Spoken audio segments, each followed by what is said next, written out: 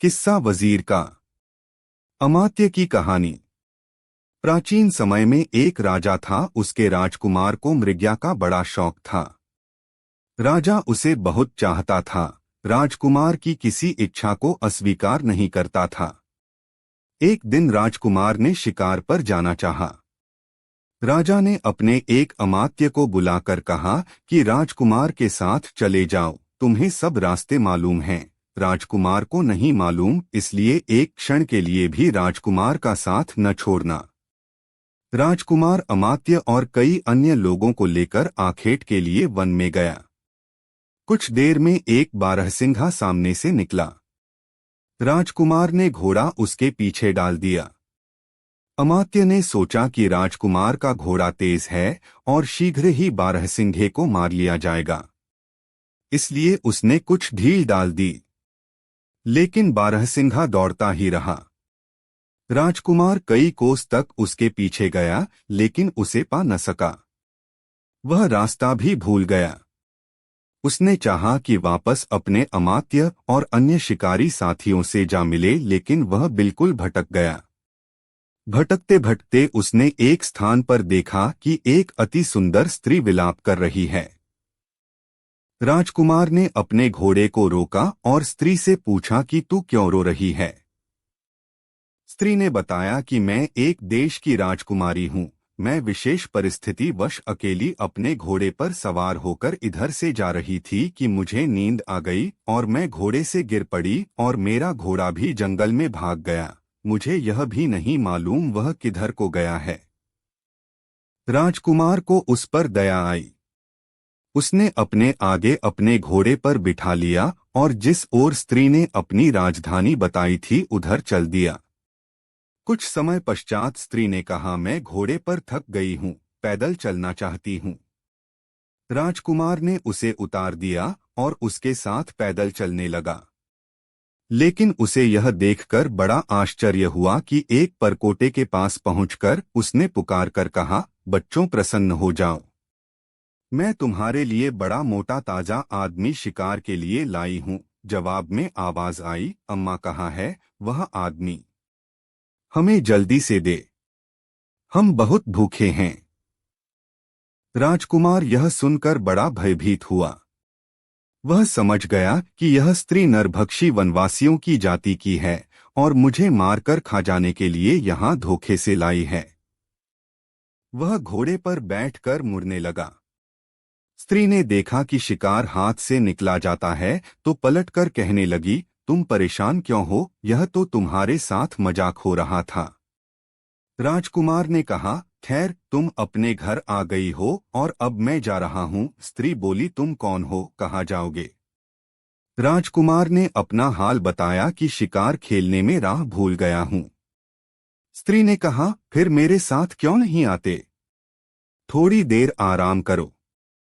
राजकुमार की समझ में नहीं आया कि स्त्री पर विश्वास करे या न करे। उसने अंततः दोनों हाथ उठाकर कहा, हे भगवान, यदि तू सर्वशक्तिमान है तो मुझे इस विपत्ति से बचा और मुझे मेरा मार्ग दिखा। उसके यह कहते ही नरभक्षिणी स्त्री एक घने जंगल में गायब हो गई और कुछ देर में राजकुमार को अपना मार्ग भी मिल गया। अपने महल में पहुंचकर उसने अपने पिता से अपना संपूर्ण वृत्तांत कहा कि किस प्रकार वह अमात्य से बिछुड़ गया और नरभक्षिणी के पंजे में फंसते फंसते बचा। राजा इस बात से इतना क्रुद्ध हुआ कि उसे अमात्य का वध करवा डाला। शहरजाद इतनी कहानी कहकर फिर आगे बोली कि बादशाह सलामत। मंत्री गरीब बादशाह को यह किस्सा सुनाकर कहने लगा, मैंने विश्वस्त सूत्रों से मालूम किया है कि हकीम दूबा आपके किसी वैरी का जासूस है और उसने इसे यहाँ पर इसलिए भेजा है कि आपको धीरे धीरे मार दे। यह ठीक ही है कि आपका रोग अभी दूर हो गया है, किंतु औषधियों का बाद में ऐसा प्रभाव होगा कि आपको अत्यंत कष्ट होगा और संभव है कि जान पर भी बन आए।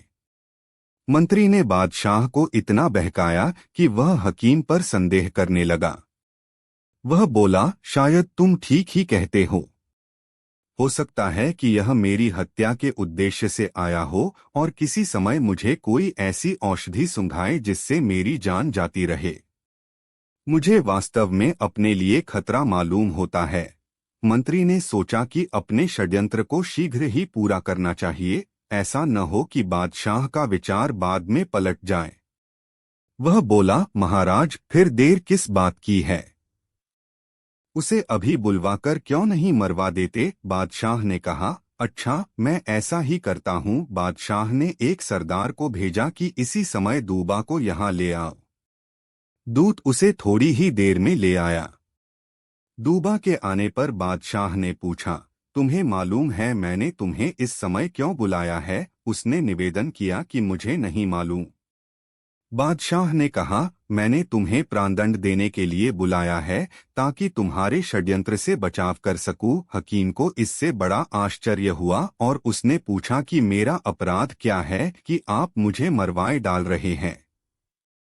बादशाह ने कहा, तुम मेरे किसी शत्रु के जासूस हो और यहाँ मुझे मारने के लिए आए हो। मेरे लिए यही उचित है कि तुम्हें प्राणदंड देने में एक क्षण का भी विलंब न करूं।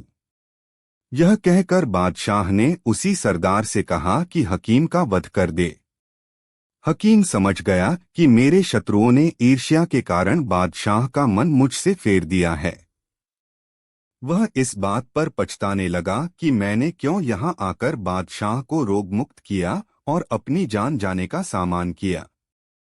वह बहुत देर तक बादशाह के सामने निर्दोषिता सिद्ध करता रहा, लेकिन बादशाह ने उसे मारने की जिद पकड़ ली।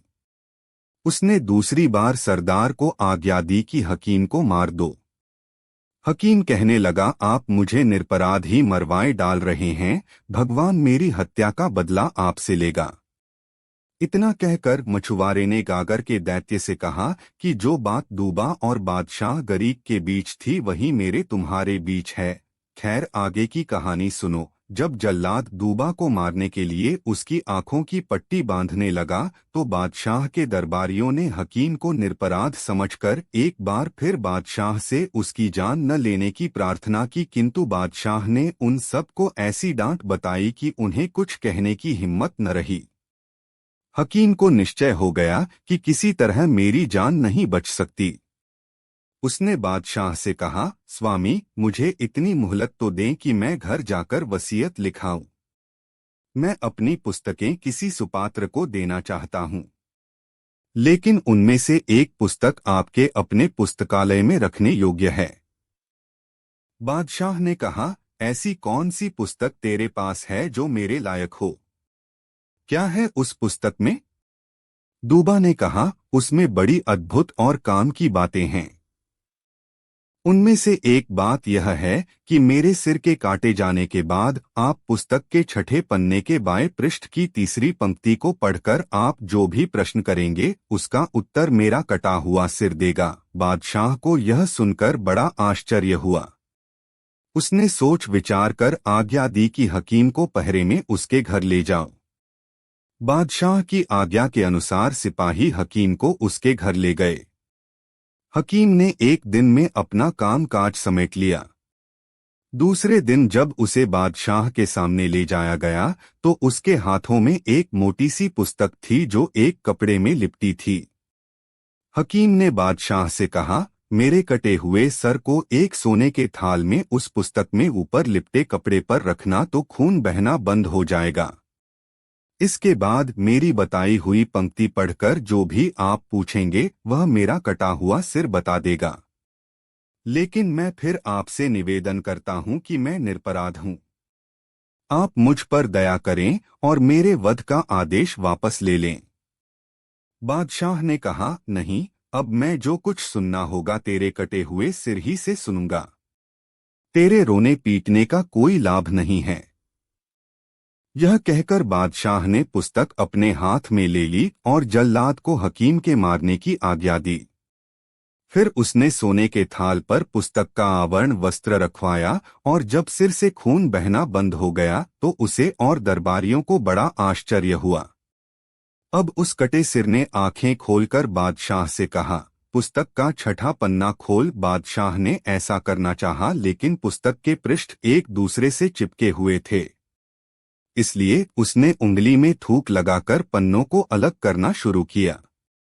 जब छठा पन्ना खुला तो बादशाह ने बाएं पृष्ठ की तीसरी पंक्ति पढ़नी चाही, किंतु उसने देखा कि उस पृष्ठ पर कुछ नहीं लिखा है।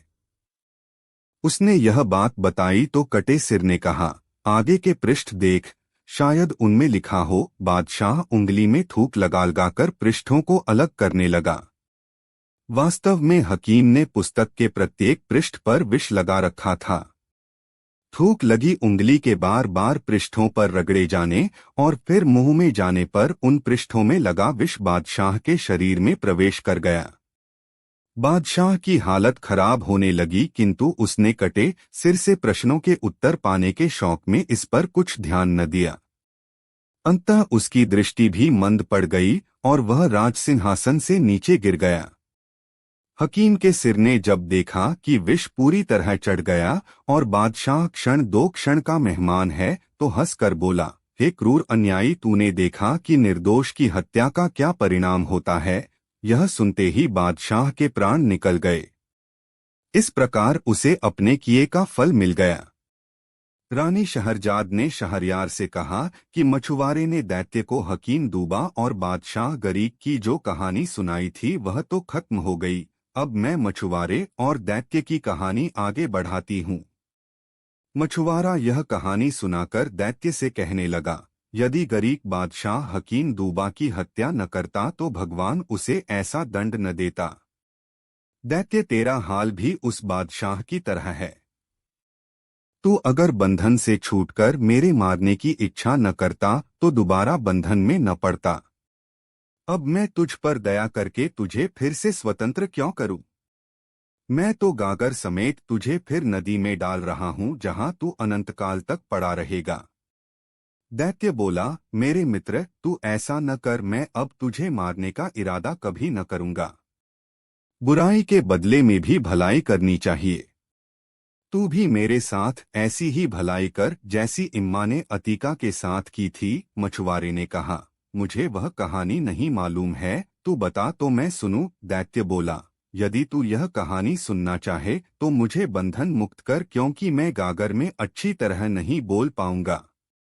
मुझे मुक्त कर दो तो यही नहीं, और भी बहुत सी अच्छी कथाएं सुनाऊंगा। मछुआरा बोला, मुझे नहीं सुननी तेरी कहानी। दैत्य ने कहा, तू मुझे छोड़ दे तो मैं तुझे अति धनी होने का उपाय बताऊंगा। मछुआरे को कुछ लालच आ गया। वह बोला, मुझे तेरी बात का विश्वास तो नहीं है, किंतु अगर तू इसमें आजम महामंत्र की सौगंध खाकर कहे कि तू मेरे साथ धोखा नहीं करेगा और अपने वचन पर दृढ़ रहेगा तो मैं तुझे छोड़ दूं। दैत्य ने ऐसा ही किया। जो ही मछुआरे ने गागर का ढकना खोला, उसमें से धुआं निकला और फैल गया। कुछ देर में उसने दैत्य का रूप धारण कर लिया। दैत्य ने ठोकर मारकर गागर को नदी में डुबो दिया। मछुआरा यह देखकर बहुत डरा और बोला, हे दैत्य, तूने यह क्या किया? क्या तू अपने वचन पर स्थिर नहीं रहना चाहता? मैंने तो तेरे साथ वही किया है जो हकीम दूबा ने बादशाह गरीक के साथ किया था। मछुआरे के भयभीत होने पर दैत्य हंसकर बोला, तू डर मत, मैं अपने वचन पर दृढ़ हूँ। अब तू अपना जाल उठा और मेरे पीछे पीछे चला आ। नितांत वे दोनों चले और एक नगर के अंदर से निकलकर एक पहाड़ की चोटी पर चढ़ गए। फिर वहां से उतरकर एक लंबे चौड़े महल में गए। उस महल में एक तालाब दिखाई दिया जिसके चारों ओर 4 टीले थे। तालाब के पास पहुंचकर मछुआरे से दैत्य ने कहा, तू इस तालाब में जाल डाल और मछलियां पकड़। मछुआरा खुश हो गया क्योंकि तालाब में बहुत सी मछलियां थीं। उसने तालाब में जाल डालकर खींचा तो उसमें 4 मछलियां आई जो 4 रंग की थीं, सफेद, लाल, पीली और काली। दैत्य ने कहा, तू इन मछलियों को लेकर यहाँ के बादशाह के पास जा। वह तुझे इतना धन देगा जो तूने कभी देखा भी नहीं होगा। किंतु एक बात का ध्यान रखना, तालाब में एक दिन में एक ही बार जाल डालना। यह कहकर दैत्य ने जमीन में जोर से ठोकर मारी। जमीन फट गई और दैत्य उसमें समा गया। दैत्य के उस गड्ढे में समाने के बाद धरती फिर बराबर हो गई जैसे उसमें कभी गढ़ा हुआ ही न हो। मछुआरा उन 4 मछलियों को बादशाह के महल में ले गया। शहरजाद ने शहरयार से कहा कि उस बादशाह को उन मछलियों को देखकर जितनी प्रसन्नता हुई उसे वर्णन करना मेरी शक्ति के बाहर है। उसने अपने मंत्री से कहा कि ये मछलियां उस बावर्चिन के पास ले जाओ जो यूनान के राजा ने मुझे भेंट स्वरूप दी है। सिर्फ वही ऐसी होशियार है जो इन सुंदर मछलियों को भली भांति पका सकती है। मंत्री मछलियां बावर्चिन के पास ले गया। बादशाह ने मछुआरे को 400 मोहर इनाम में दे डाली। शहरजाद शहरयार से बोली कि अब उस बावर्चिन का हाल सुनिए कि उस पर क्या बीती। बावर्चिन ने मछलियों के टुकड़े करके उन्हें धो-धाकर गर्म तेल में भुनने के लिए डाला। जब टुकड़े एक ओर भुनकर लाल हो गए तो उसने दूसरी ओर भुनने के लिए उन्हें पलटा। उस समय उसने जो कुछ देखा उससे उसकी आंखें फट गईं। उसने देखा कि रसोई घर की दीवार फट गई। उसमें से एक अति सुंदर स्त्री बड़े ठाट-बाट से भड़कीले कपड़े पहने बाहर निकली। उसके शरीर पर भांति भांति के रत्न आभूषण सज रहे थे, जैसे मिस्र देश की रानियों के होते हैं। उसके कानों में मूल्यवान बाले, गले में बड़े बड़े मोतियों की माला और बाहों में सोने के बाजूबंद थे जिनमें लाल जड़े हुए थे। इनके अलावा भी वह बहुत से मूल्यवान गहने पहने हुए थी। स्त्री बाहर आकर अपने हाथ में पकड़ी हुई एक मूल्यवान छड़ी उठाकर उस कड़ाही के पास आ खड़ी हुई जिसमें मछलियां भुन रही थीं। उसने एक मछली पर छड़ी मारी और बोली, ओ मछली, क्या तू अपनी प्रतिज्ञा पर कायम है? मछली में कोई हरकत न हुई। स्त्री ने फिर छड़ी और अपना प्रश्न दोहराया। इस पर चारों मछलियां उठ खड़ी हो गईं और बोलीं, यह सच्ची बात है कि तुम हमें मानोगी तो हम तुम्हें मानेंगे, और अगर तुम हमारा ऋण वापस करोगी तो हम तुम्हारा ऋण वापस कर देंगे। यह सुनते ही उस स्त्री ने कड़ाही को जिसमें मछलियां भुन नहीं थीं, जमीन पर उलट दिया और स्वयं दीवार में समा गई और दीवार जुड़कर पहले की तरह हो गई। बावर्चिन इस कांड को देखकर सुध-बुध खो बैठी। कुछ देर बाद होश में आई तो देखा मछलियां चूल्हे के अंदर गिरकर कोयला हो चुकी हैं। वह अत्यंत दुखी होकर रोने लगी। वह सोच रही थी कि मैंने तो यह सारा व्यापार अपनी आंखों से देखा है, लेकिन इस पर बादशाह को कैसे विश्वास आएगा। वह इसी चिंता में बैठी थी कि मंत्री ने आकर पूछा कि मछलियां पक चुकी या नहीं।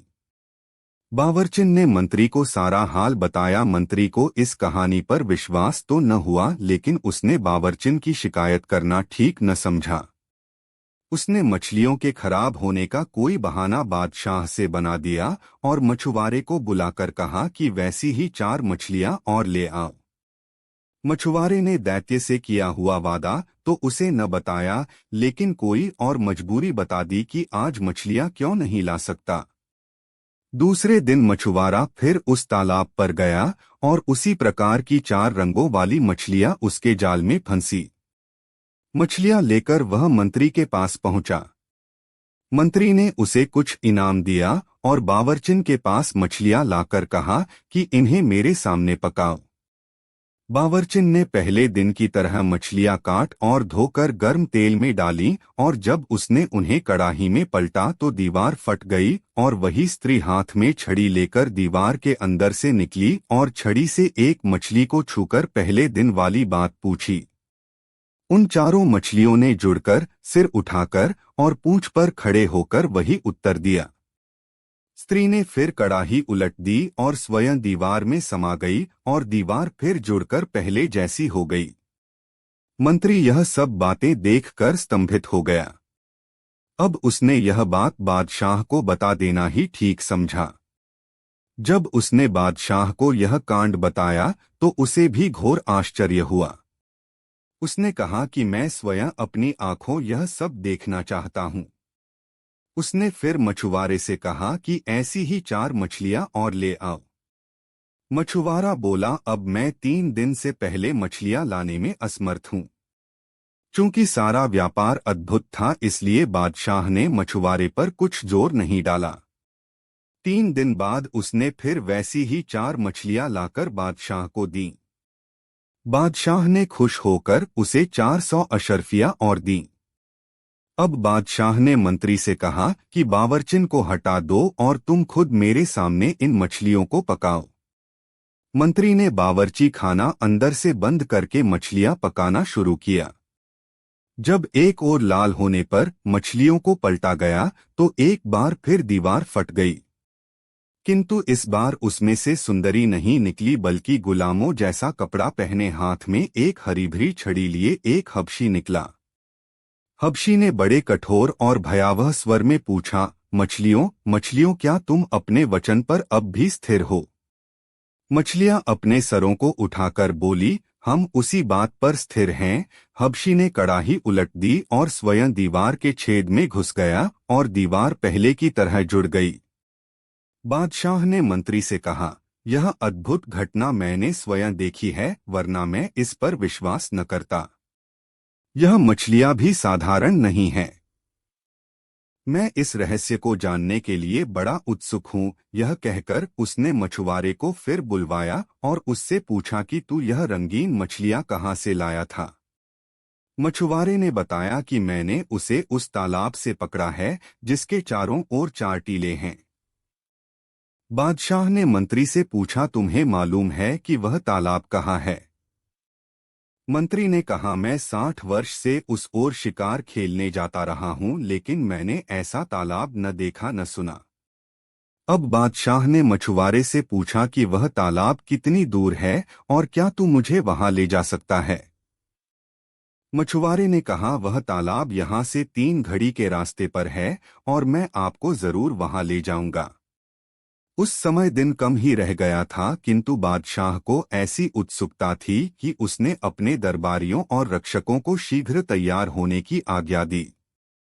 फिर वह मछुआरे के पीछे पीछे हो लिया और उसके बताए हुए पहाड़ पर चढ़ गया।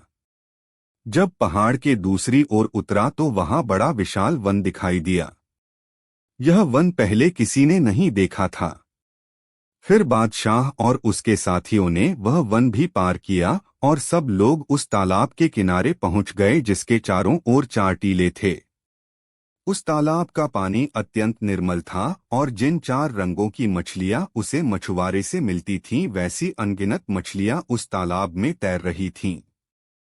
बादशाह का आश्चर्य और बढ़ा।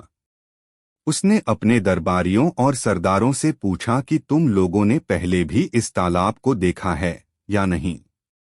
उन सब ने निवेदन किया कि हम लोगों ने इस तालाब को देखना कैसा, इसके बारे में सुना तक नहीं।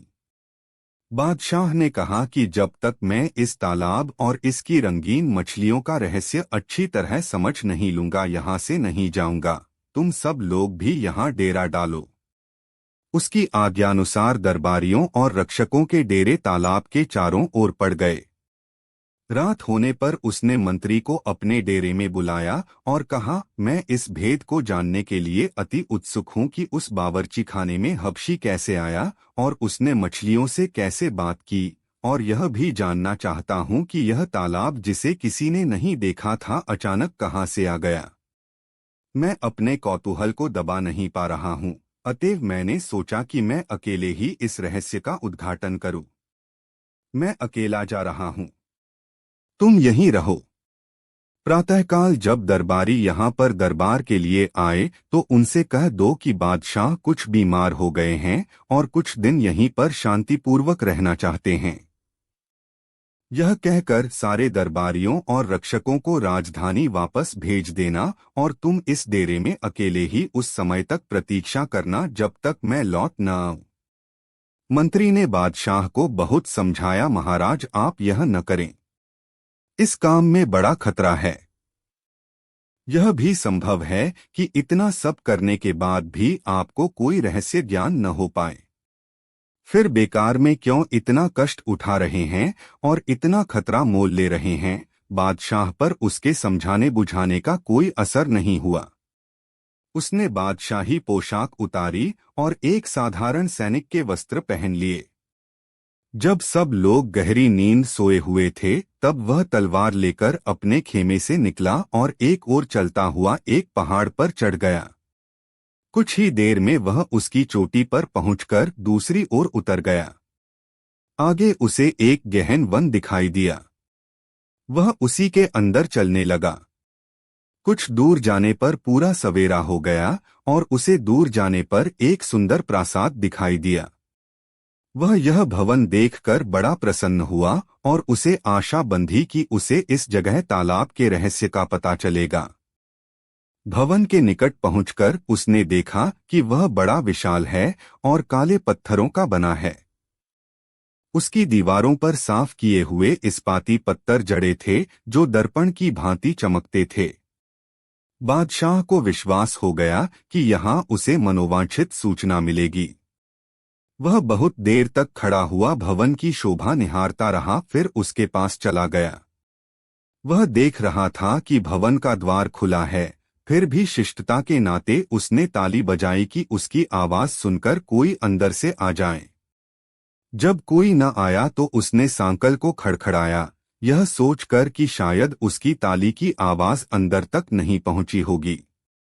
सांकल खड़खड़ाने पर भी जब कोई नहीं निकला तो बादशाह को क्रोध आया कि अजीब घर है जहां बुलाने पर भी कोई आकर नहीं पूछता। वह अंदर चला गया और डयोढ़ी में पहुंचकर जोर से पुकारा कि क्या इस भवन के अंदर कोई मनुष्य है जो एक अतिथि के रहने के लिए थोड़ा स्थान दे। फिर भी उसे कोई उत्तर न मिला तो उसका आश्चर्य और बढ़ा। ड्योढ़ी से आगे बढ़कर वह घर में घुसा तो देखा कि अंदर से और भी लंबा चौड़ा मकान है, किंतु उसके अंदर कोई नहीं है। अब वह एक लंबे चौड़े आंगन को पार करके एक दालान में पहुंचा। उसमें रेशमी कालीन बिछा हुआ था। अंदर का मकान और भी सजा हुआ था। दरवाजों पर जड़ाऊ मखमल के पर्दे पड़े थे जिनमें सुनहरे और रुफले फूल बूटे कढ़े थे। अंदर एक बारहदरी थी जिसमें एक हौज था जिसके चारों ओर सोने से 4 शेर बने हुए थे। शेरों के मुंह से पानी के फव्वारे छूटते थे और जब उनका पानी नीचे संगमरमर के फर्श पर गिरता था तो मालूम होता था लाखों हीरे जवाहरात उछल रहे हैं। हौज के बीच में एक फव्वारा था जिस पर अरबी अक्षरों में कुछ खुदा हुआ था और उसका पानी उछलकर बारहदरी की छत को छूता था। इसके अलावा उस विशाल भवन में 3 बाग थे जिनमें बड़े सुघड़पन के साथ भांति भांति के सुगंधित फूलों और उत्तम फलों के पेड़ लगे थे। बागों में हर चीज ऐसी तरतीब से लगी थी कि उन्हें देखकर दुखी मनुष्य भी आनंद में डूब जाएं। वृक्षों पर नाना प्रकार के सुंदर पक्षी कलरव कर रहे थे। वे पक्षी उन्हीं वृक्षों पर रहते थे, उड़कर नहीं जा सकते थे क्योंकि वृक्षों के ऊपर जाल पड़े हुए थे। बादशाह एक कमरे से दूसरे कमरे और एक बाग से दूसरे बाग में घूम घूमकर हर वस्तु से आनंदित होता रहा। घूमते घूमते वह थक गया और एक मकान में बैठकर आराम करने लगा और सामने वाले बाग की शोभा देखने लगा। इतने में उसे एक कातर वाणी सुनाई दी जैसे कोई बड़े दुख में कराह रहा हो। उसने कान धर कर सुना तो मालूम हुआ कि कोई मनुष्य रो रो कर अपनी करुण कथा कह रहा है और अपने दुर्भाग्य को कोस रहा है। बादशाह ने उस कमरे का पर्दा उठाया जिसमें से यह आवाज आ रही थी। उसने देखा कि एक नवयुवक सिंहासन जैसी किसी ऊंची चीज पर राजसी वस्त्र पहने बैठा है और करुण स्वर में विलाप कर रहा है। बादशाह ने उसके निकट जाकर सलाम किया तो युवक बोला, मुझे क्षमा कीजिए, मैं उठकर आपका स्वागत करने में असमर्थ हूँ, इसीलिए मैं आपके पास न आ सका। बादशाह ने कहा, मैं आपके शीलवान व्यवहार से बड़ा प्रभावित हुआ हूँ। वास्तव में कोई ऐसा अपरिहार्य कारण होगा कि आप उठ न सके, किंतु आपके दुख को देखकर मुझे अति क्लेश हुआ है। आप मुझे बताएं कि मैं आपका कष्ट किस प्रकार दूर कर सकता हूँ। कृपया मुझे अपनी कठिनाई बताने में तनिक भी न हिचकें। कृपया यह बताएं कि आप यहाँ इस मजबूरी की हालत में कैसे पड़े हैं। यह भी बताएं कि यह भव्य प्रासाद किसका है और ऐसा निर्जन क्यों है। साथ ही यह भी बताएं, क्योंकि मैं यही जानने के लिए निकला हूं कि पास के तालाब का रहस्य क्या है और उसकी मछलियां कौन हैं। जवान आदमी यह सुनकर फिर रोने लगा और बोला, मेरा हाल सुनने के पहले देख लीजिए। यह कहकर उसने अपना कपड़ा उठाया तो बादशाह ने देखा कि वह नाभि के ऊपर तो जीवित मनुष्य है और नीचे काले पत्थर का बना हुआ है। उसकी आंखें फटी रह गई और वह बोला, मुझे तो वैसे यहाँ की प्रत्येक वस्तु देखकर आश्चर्य हो रहा था, किंतु आपका यह हाल देखकर मेरा आश्चर्य और उत्सुकता बहुत बढ़ गई है। भगवान के लिए अपना ब्यौरेवार हाल कहिए। मुझे विश्वास हो रहा है कि तालाब की रंग-बिरंगी मछलियों के रहस्य का भी आपसे संबंध है। आप मुझे अपनी व्यथाकथा शीघ्र कहिए, क्योंकि दूसरे को सुनाने से आदमी का कुछ दुख तो दूर होता ही है। जवान आदमी ने कहा कि मुझे अपनी दशा के वर्णन से भी कष्ट होता है, किंतु आपका आदेश है इसलिए कहता हूँ।